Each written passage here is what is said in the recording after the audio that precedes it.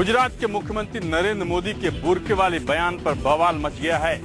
एक के बाद एक केंद्र सरकार के मंत्री और कांग्रेस के नेता मोदी पर तीखे हमले कर रहे हैं। गुजरात के मुख्यमंत्री नरेंद्र मोदी के बुर्का वाले बयान पर कांग्रेस बेहद आक्रामक नजर आ रही है। मोदी के बयान से बौखलाई कांग्रेस ने मोदी को घेरना शुरू कर दिया है। सेक्युलरिज्म की परिभाषा मोदी जी के क्या है? वो सेक्युलरिज्म को क्या समझते हैं? धर्मनिरपेक्षता के बारे में वो क्या कहते हैं? हम वो सुनना चाहेंगे। One religion, one country, one culture, मतलब कि एक धर्म, एक देश और एक संस्कृति। जो ये सांप्रदायिकता के पहिए हैं, ये सांप्रदायिकता के पहिए बहुत ही संकीर्ण हैं। कांग्रेस के मीडिया प्रमुख अजय माकन ने भी मोदी पर जमकर शब्द बाढ़ चलाए, लेकिन मोदी पर हमला करते समय वो शब्दों का सही चयन नहीं कर सके। सांप्रदायिकता का नकापन सेकुलरिज्म के बुर्के से कहीं ज्यादा बेहतर है।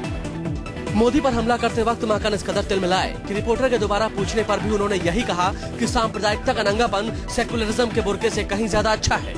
मेरा ये मानना है कि सांप्रदायिकता का नंगापन सेकुलरिज्म के बुर्के से कहीं ज्यादा बेहतर है। सांप्रदायिकता देश तोड़ता है और सांप्रदायिकता का नंगापन से कहीं बेहतर है। अजय माकन ने कहा कि यूपीए सरकार पर सवाल उठाने से पहले मोदी अपने गिरेबान में झांके। 444 में से गुजरात को कितने गोल्ड मेडल मिले? जीरो। मोदी साहब के मुख्यमंत्री वाले गुजरात को 1479 मेडल्स में से कितने मेडल्स मिले? सिर्फ 7। कांग्रेस के मीडिया प्रमुख अजय माकन ने मोदी को नसीहत दी है कि वो पहले गुजरात को दुरुस्त करें और उसके बाद देश की बात करें। बुर्के वाले बयान पर कांग्रेस नेताओं ने एक सुर में किया नरेंद्र मोदी पर तीखा हमला, तो बीजेपी ने भी किया कांग्रेस पर पलटवार। मोदी के बयान से जहां कांग्रेसी नेता बौखला गए और मोदी पर तीखे हमले कर रहे हैं, वहीं मोदी के बचाव पर पूरे तरीके से आ गई है बीजेपी। कांग्रेस ने पिछले 9.5 वर्षों में देश को कुछ दिया है तो केवल नए कानून बनाकर, नए कागज दस्तावेज बनाकर उनको सौंप दिए हैं। बीजेपी ने कांग्रेस मीडिया चीफ अजय माकन के मोदी पर हमले का भी करारा जवाब दिया है। पिछले कई दिनों से राजनीतिक संवाद का स्तर कांग्रेस की तरफ से, सोशल मीडिया हो या कुछ भी हो, वो इतना नीचे जा रहा था। बीजेपी नेता मुख्तार अब्बास नकवी ने मोदी का बचाव करते हुए उनके खिलाफ बयान देने वालों को कंफ्यूजन क्रिएट कमेटी घोषित कर दिया। जिस तरह से पूरी कांग्रेस पार्टी की कंफ्यूजन क्रिएट कमेटी एक शब्द चुनती है, उस शब्द के रिव्यू में और उस शब्द में कहीं न कहीं किसी न किसी रूप में कंफ्यूजन का मसाला डालती है। मोदी पर कांग्रेस के चौतरफा हमले का जवाब देने के लिए बीजेपी के नेता भी मैदान में कूद पड़े हैं। बीजेपी का कहना है कि कांग्रेस मुख्य मुद्दों से ध्यान भटकाने के लिए नरेंद्र मोदी को निशाना बना रही है। गुजरात के मुख्यमंत्री नरेंद्र मोदी के बुर्के वाले बयान पर एनडीए के सहयोगी नीतीश कुमार समेत तमाम राजनीतिक दलों ने बोला है हमला। नीतीश ने मोदी पर हमला बोलते हुए कहा कि एक समुदाय की महिलाएं अगर बुर्का पहनती हैं तो किसी को कोई आपत्ति नहीं होनी चाहिए। नीतीश ने मोदी को जुबान पर काबू रखने की भी सलाह दी। नीतीश कुमार ने कहा कि इसी भाषा की वजह से उन्होंने अपना संबंध बीजेपी से खत्म कर दिया था। जिस तरह की भाषा का प्रयोग किया जा रहा है उससे सहमत नहीं, इसलिए हम अलग हुए। और प्रतिदिन जो बातें सामने आ रही है वो इस बात को पुख्ता करती है कि हम लोगों ने जो निर्णय लिया वो बिल्कुल सही निर्णय लिया। मोदी के बुर्के वाले बयान पर नीतीश के साथ ही दूसरी विरोधी पार्टियों ने बोला है हमला। धर्मनिरपेक्षता और बुर्के में छिपी औरत, इस तरह की उपमाओं का प्रयोग करके नरेंद्र मोदी भारत के अंदर एक सांप्रदायिक विद्वेष की भावना पैदा कर रहे हैं। हमें लगता है कि इस देश में संवैधानिक पद पे रहकर अगर जो व्यक्ति धर्मनिरपेक्षता की मजाक उड़ाएगा उसे संवैधानिक पद पे रहने का अधिकार नहीं।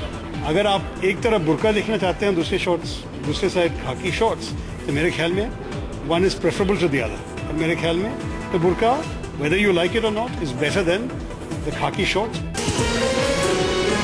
मोदी के बुर्के वाले बयान पर सियासत तेज हो गई है। बीजेपी जहां मोदी के बचाव में उतर आई है, वहीं कांग्रेस ने इसे सांप्रदायिक रूप दे दिया है।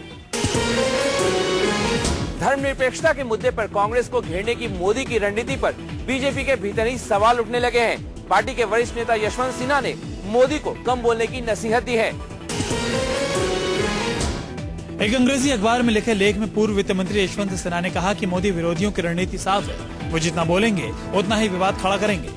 इससे विरोधी भ्रष्टाचार, कुशासन और आर्थिक मोर्चे से लोगों का ध्यान हटाने में कामयाब हो जाएंगे। यशवंत सिन्हा ने अपने लेख पर प्रतिक्रिया देते हुए सफाई पेश की है। उनका कहना है कि उन्होंने मोदी और बीजेपी को कोई सलाह नहीं दी है, बल्कि पूरे पॉलिटिकल क्लास की सलाह दी है कि नसीहत अगर उसमें कोई है तो पूरे पॉलिटिकल क्लास के लिए है, क्योंकि अर्थव्यवस्था की जो स्थिति है वो इतनी गंभीर हो गई है, देश इतने गंभीर संकट में फंस गया है, रुपए का रोज अवमूल्यन हो रहा है, आर्थिक विकास दर गिर गया है।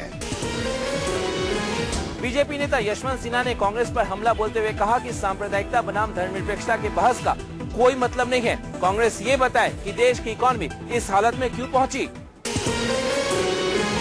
यूपी के इलाहाबाद में आज प्रतियोगी परीक्षाओं की तैयारी करने वाले छात्रों का गुस्सा फूट पड़ा। यूपी लोक सेवा आयोग के आरक्षण के नियमों में मनमाने बदलाव से भड़क उठे 10,000 छात्र।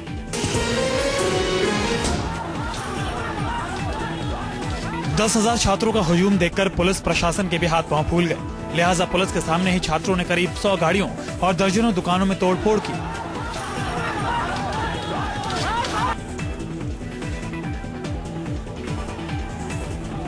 यूपी लोक सेवा आयोग पर मनमाना आरक्षण नियम थोपने का आरोप लगाते हुए छात्रों ने आयोग के सामने प्रदर्शन किया। छात्रों का कहना था कि आयोग के अध्यक्ष अनिल कुमार यादव ने विशेष जाति को फायदा पहुंचाने के लिए आरक्षण के नियमों में गुपचुप तरीके से मनमाना बदलाव कर दिया है और बिना छात्रों को सूचित किए पीसीए 2011 के मेंस का रिजल्ट घोषित कर दिया। नए आरक्षण नियम लागू होने के बाद सामान्य उम्मीदवारों को बड़ा नुकसान हुआ है। छात्रों का कहना था कि आयोग के अध्यक्ष अनिल यादव ने नियम को ताक पर रखकर 1994 के आरक्षण नियम में संशोधन कर दिया। गौरतलब है कि इसी नियम के तहत हाल ही में आयोग ने पीडब्ल्यूडी में जूनियर कंप्यूटर इंजीनियर के 48 पदों का रिजल्ट घोषित किया था, जिसमें विशेष वर्ग के 15 लोगों का चयन हुआ है। छात्रों का आरोप है कि आयोग चयन में जाति के आधार पर भेदभाव कर रहा है। यूपी लोक सेवा आयोग के नए आरक्षण नियम को इलाहाबाद हाईकोर्ट में आज चुनौती दी गई। कोर्ट ने 22 जुलाई को आयोग को अपना जवाब दाखिल करने का आदेश दिया है। उत्तराखंड सरकार मंगलवार को लापता लोगों के परिजनों को सहायता राशि बांटना शुरू करेगी, लेकिन इसके साथ ही आपदा में लापता लोगों की तलाश भी जारी रहेगी। मंगलवार से लापता लोगों के परिजनों को 5-5 लाख रुपए की सहायता राशि दी जाएगी, जिसमें से 1.5 लाख रुपए उत्तराखंड सरकार, 1.5 लाख रुपए प्राकृतिक आपदा निधि और 2 लाख रुपए प्रधानमंत्री राहत कोष से दिया जाएगा। सहायता राशि के लिए दूसरे राज्यों के लोगों को यहाँ आने की जरूरत नहीं पड़ेगी। राज्यों के मुख्य सचिवों के जरिए राशि उन तक पहुँचा दी जाएगी। आपदा में अनाथ हो गए बच्चों को भी 5-5 लाख रुपए की मदद दी जाएगी। उत्तराखंड के सीएम विजय बहुगुणा ने कहा कि ये मुआवजा नहीं बल्कि सहायता राशि है। उन्होंने बताया कि अगर लापता लोगों में से कोई घर लौटाता है तो उसके परिजनों को राशि लौटानी होगी। इसके लिए हर परिवार से शपथ पत्र लिया जाएगा। तो ये क्योंकि 1 महीना बीत चुका है, इसलिए एक इंडemnity बॉन्ड पे हम राहत दे रहे हैं। हमारी सरकार भी दे रही है, दूसरी सरकार भी प्रदेश की दे रही है और प्रधानमंत्री का जो मदद है वो सबको बराबर से मिलेगी। है मिसिंग और उनकी खोज जारी रहेगी। उनको खोजने का काम जो है प्रतिदिन देते एक तरह से, और उनकी खोज का कार्य जारी रहेगा, लेकिन तब तक उनको जो मॉनेटरी रिलीफ देनी है वो उनके फैमिलीज को प्रदान की जाएगी। आईपीसी के तहत 7 साल तक लापता रहने के बाद ही किसी व्यक्ति को कानूनन मरा हुआ माना जाता है। इसलिए कानूनी अड़चन से बचने के लिए सरकार लापता लोगों को मृत के बजाय लापता घोषित किया है। उत्तराखंड त्रासदी में लापता हुए लोगों के परिजनों ने बहुगुणा सरकार से मुआवजा लेने से इनकार कर दिया है। परिजनों का कहना है कि इन पैसों का उपयोग लापता हुए लोगों को ढूंढने में किया जाना चाहिए। उत्तराखंड सरकार ने भले ही केदार घाटी और राज्य के दूसरे हिस्सों में गुम हो गए 5,000 से ज्यादा लोगों को मुआवजा देने का काम शुरू करने की घोषणा कर दी हो, लेकिन कुदरत के इस कहर में लापता लोगों के परिजनों ने मुआवजा लेने से मना कर दिया है। लोग चाहते हैं कि सरकार उन्हें जो मुआवजा राशि देना चाहती है उस पैसे से उनके परिजनों की तलाश की जाए। वहीं 16 जुलाई को त्रासदी के 1 महीना पूरे होने पर हरिद्वार के गायत्री परिवार ने एक विशेष प्रार्थना सभा का आयोजन किया है। गायत्री परिवार की इस प्रार्थना सभा में 8 करोड़ लोगों के शामिल होने की उम्मीद है। इस प्रार्थना सभा में हादसे में मारे गए लोगों को श्रद्धांजलि दी जाएगी। उत्तराखंड में हुई महातबाही के बाद अब वहां पर बीमारियों का खतरा बढ़ गया है। जरूरी संसाधनों की कमी से हालात और भी ज्यादा बिगड़ गए हैं। उत्तराखंड में हजारों जिंदगियों को छीनने वाली कुदरत की तबाही के बाद एक और मुसीबत उत्तराखंड के सामने मुंह उबाई खड़ी है। उत्तराखंड में महामारी फैलने का खतरा दिनों दिन बढ़ता जा रहा है। कुदरत के कहर का शिकार हुए राज्य के ज्यादातर गाँव में डायरिया और चर्म रोग ने पैर पसार लिया है। साथ ही लोग अस्थमा और डिप्रेशन का भी शिकार हो गए हैं। आपदा के बाद प्रभावित इलाकों से लौटे डॉक्टरों के मुताबिक उत्तराखंड के ज्यादातर जगहों पर संसाधनों की कमी की वजह से भी खासी दिक्कतों का सामना करना पड़ रहा है। राज्य में जहां बाढ़ और भूस्खलन की वजह से ज्यादातर अस्पताल और क्लिनिक तबाह हो चुके हैं, वहीं दूसरे राज्यों से पहुंची मेडिकल टीम्स को खुले में ही लोगों का इलाज और ऑपरेशन करना पड़ रहा है। सिर्फ इतना ही नहीं, चिकित्सकों को दवाइयों और दूसरे मेडिकल सामानों की भी किल्लत से दो चार होना पड़ रहा है। पूरे राज्य में जगह जगह मलबों में लाशें दबी होने की वजह से नदियों और पीने का पानी भी दूषित होता जा रहा है। कि करीब 500 के करीब ऐसे लोग होंगे जिनको की डायरिया है और इतनी ही गिनती होगी जिनको चर्म रोग है। ये दोनों ये जो है ज्यादा है। इसके अलावा आंखों की इन्फेक्शन, कानों की इन्फेक्शन, दमा और फेफड़े के और रोग। डॉक्टरों को अंदेशा है कि केदार घाटी जैसे इलाकों में शवों के सड़ने से हवाएं भी जहरीली हो सकती हैं। ऐसे में प्रशासन को जरूरत है जल्द से जल्द कदम उठाने की। इलाहाबाद हाईकोर्ट के जातीय रैली पर बैन के फैसले का असर दिखने लगा है। समाजवादी पार्टी ने सबसे पहले कार्रवाई करते हुए अपने सभी जातीय विंग को भंग करने का आदेश दिया है। समाजवादी पार्टी में जाति के आधार पर 14 विंग थी, जिसे आज भंग करने का ऐलान कर दिया गया। पार्टी के अंदर जाति के आधार पर ब्राह्मण सभा, अति पिछड़ा वर्ग जैसे कई विंग बने हुए थे। आज इन सभी प्रकोष्ठ को खत्म करने का ऐलान कर दिया गया। पार्टी ने आदेश जारी कर पदाधिकारियों को कहा कि जाति के आधार पर कोई भी प्रकोष्ठ अब समाजवादी पार्टी में नहीं रहेगा। आज लिए गए फैसले के मुताबिक संगठनों में समाजवादी ब्राह्मण सभा, समाजवादी बौद्धिक सभा, समाजवादी विकलांग सभा और समाजवादी शब्द जोड़कर बनाए गए व्यापारिक संगठन शामिल हैं। इलाहाबाद हाईकोर्ट की लखनऊ बेंच ने पिछले हफ्ते ही सभी राजनीतिक दलों की जातीय रैली पर अगले आदेश तक रोक लगा दी थी। साथ ही कोर्ट ने समाजवादी पार्टी, बीएसपी, कांग्रेस और बीजेपी को नोटिस भी जारी किया था। यूपी के सीएम अखिलेश यादव और एसपी मुखिया मुलायम सिंह यादव कई बार अपने कार्यकर्ताओं को अनुशासन की घुट्टी पिला चुके हैं, लेकिन एसपी कार्यकर्ता हैं कि मानते ही नहीं। ताजा मामला है यूपी के देवरिया का। देवरिया जिले के सलेमपुर लोकसभा सीट से घोषित एसपी प्रत्याशी हरिवंश सहाय वैशाली एक्सप्रेस ट्रेन से देवरिया पहुंचे, जहां समाजवादियों ने अपने ही अंदाज में उनका स्वागत किया। गाजे बाजे और घोड़े के साथ पहुंचे करीब 2000 सपाहियों ने रेलवे स्टेशन पर ही अपनी संख्या बल का प्रदर्शन किया। रेलवे कैंपस में जहां सपाहियों ने घुड़सवारी की, वहीं रेलवे स्टेशन के प्लेटफॉर्म पर टिकट की चेकिंग कर रेलवे स्टाफ के साथ गुंडई भी की। लगभग 1500 के लमसम रहे होंगे। के खिलाफ कार्रवाई के लिए तो आरपीएफ जीआरपी को मेमो भेजा गया था कि उचित कार्रवाई करें। समाजवादी कार्यकर्ताओं के हंगामे के सामने रेलवे प्रशासन और पुलिस मूक दर्शक बनकर खड़ी रही। सवाल ये है कि यूपी में बेलगाम समाजवादी कार्यकर्ताओं पर लगाम कौन लगाए। संसद का मानसून सत्र 5 से 30 अगस्त तक होगा। इस दौरान यूपीए सरकार के सबसे महत्वाकांक्षी बिल संसद के दोनों सदनों में पेश किए जाएंगे। संसद का मानसून सत्र हंगामेदार होने के पूरे आसार हैं। जिस तरह से सरकार ने विपक्षी दलों को नजरअंदाज करते हुए भोजन की गारंटी पर अध्यादेश जारी किया, उस पर संसद में हंगामा खड़ा होना लाजमी है। इसके साथ ही सत्र में भूमि अधिग्रहण और बीमा विधेयक पर भी विचार होने की संभावना है। रक्षा मंत्री ए के एंटनी की अध्यक्षता में आज हुई कैबिनेट की संसदीय मामलों की समिति में इस सत्र की तिथि तय की गयी। संसद का मानसून सत्र इस बार कुछ विलंब से शुरू हो रहा है, जो कि आमतौर पर जुलाई के दूसरे सप्ताह से शुरू होता है। दिल्ली से सटे गुड़गांव में एक पब में हुक्के और शराब की पार्टी करते पकड़े गए 100 स्कूली बच्चे। जब गुड़गांव पुलिस ने इस पब में रेड की तो इस पब में चल रही थी सेक्स एंड स्मोक नाम की एक नशे की पार्टी।